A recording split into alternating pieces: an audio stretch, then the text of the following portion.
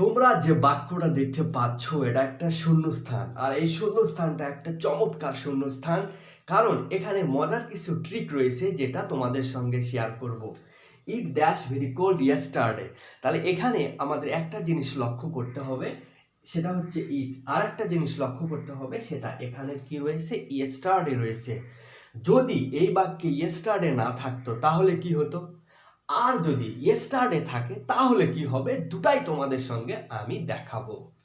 তাহলে এখানে কি রয়েছে, ইট রয়েছে এবং বাক্যে ধরো ইয়েস্টারডে নাই, তাহলে এরপরে কি দেওয়া যেতে পারে, ইট দেওয়া যেতে পারে। ইট ইজ ভেরি কোল্ড, এটা খুব ঠান্ডা।